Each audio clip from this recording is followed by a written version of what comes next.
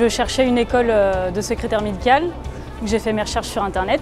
Je suis tombée sur le site Avlis, ils m'ont contacté tout de suite par téléphone et ils m'ont convié à une réunion d'information. Et de là, j'ai passé plusieurs tests, une dictée et un test informatique. Et ils m'ont rappelé 1 ou 2 jours après pour me dire si j'ai été sélectionnée ou pas. Et c'était positif pour moi. J'ai jamais vraiment su ce que je voulais faire, j'ai jamais eu de voie tracée. Donc après le bac, j'ai fait une licence dans les études théâtrales. Et après, je voulais vraiment me projeter dans la médecine parce que ça m'a toujours intéressée. Et être médecin, c'est trop d'études pour moi et c'est trop. Et du coup, je voulais vraiment être au plus proche du patient, être utile aussi. Donc secrétaire médical, c'était évident, quoi.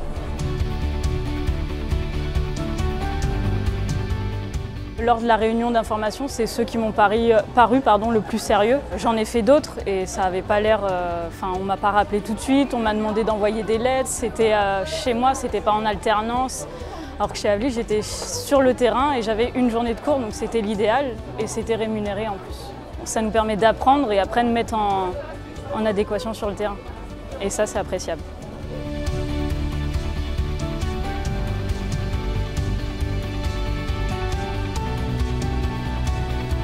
J'ai trouvé au bout de 3 entretiens. Voilà. Et c'est eux qui m'ont trouvé l'employeur en plus. J'ai fait les démarches pendant les vacances, donc juillet et août. Je crois pendant le mois de juillet, j'ai eu ma réunion d'information et je suis rentrée mi-septembre chez mon employeur. Donc ça a été vraiment rapide.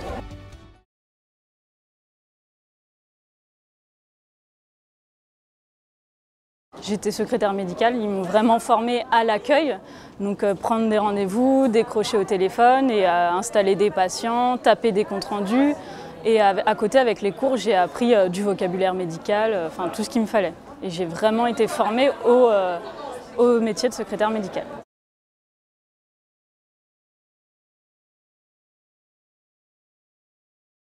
Ça a été assez facile parce que j'ai fait ma formation de secrétaire médical dans un centre de scanner. C'est une association de différents médecins et à peu près 5-6 médecins et donc chacun m'ont appelé dans leur cabinet. Donc après j'ai fait mes 6 mois d'assistante médico-administrative dans un cabinet de radiologie.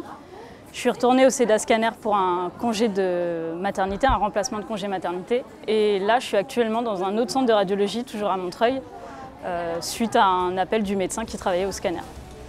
Et là, après, j'ai décroché mon CDI aussi, donc voilà, c'est de fil en aiguille, ça s'est bien fait.